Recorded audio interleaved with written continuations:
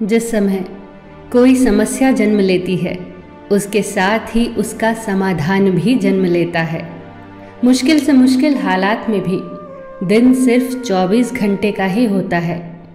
वक्त ठहरता कहाँ है, जैसा भी हो गुजर ही जाता है। अंधेरी से अंधेरी रात भी अपनी कोख में दिन का उजाला लिए होती है। जीवन कभी कभी ऐसे दौर से गुजरता है जैसे एक ट्रेन किसी सुरंग से गुजरती है, घुप अंधेरे से भरी सुरंग से। पर क्या हम उस वक्त अपनी टिकट फेंककर उस ट्रेन से बाहर कूद जाते हैं? नहीं, क्योंकि हमें यकीन होता है कि ट्रेन का चालक हमें सुरक्षित रूप से उस सुरंग से बाहर ले जाएगा। जिंदगी की ट्रेन भी जब दुखों और मुसीबतों की सुरंग से गुजर रही हो, चारों ओर अंधेरा दिख रहा हो, तभी तो जरूरत होती है उस भरोसे की, जिंदगी के ड्राइवर पर भरोसे की, जो पार ले ही जाएगा।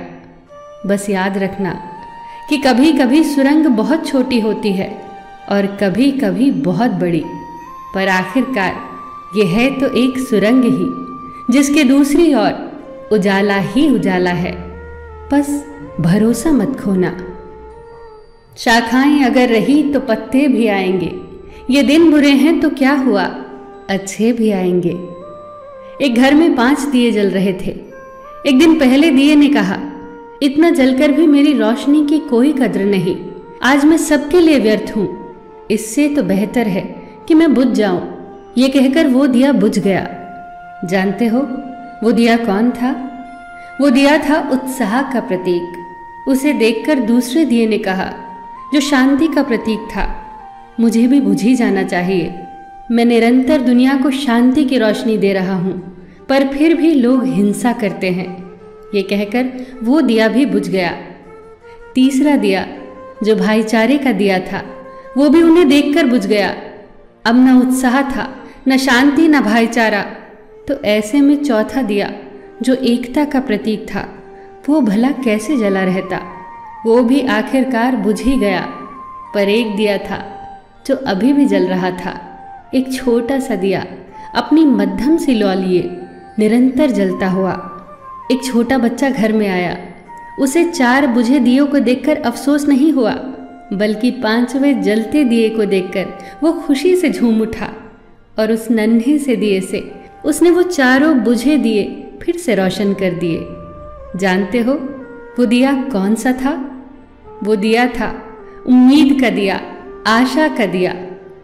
उम्मीद वक्त का बहुत बड़ा सहारा है उम्मीद तो हर लहर किनारा है। मुश्किल वक्त में अगर किसी चीज की बहुत जरूरत है तो वो है उम्मीद की, आशा की, सहयोग की, एक दूसरे के साथ मिलकर खड़े होने के एहसास की। बात उन दिनों की है जब द्वितीय विश्व युद्ध चल रहा था। जर्मनी के बम वर्षकों का खौफ सब तरफ था। लंदन में दूध की एक लंबी लाइन लगी थी।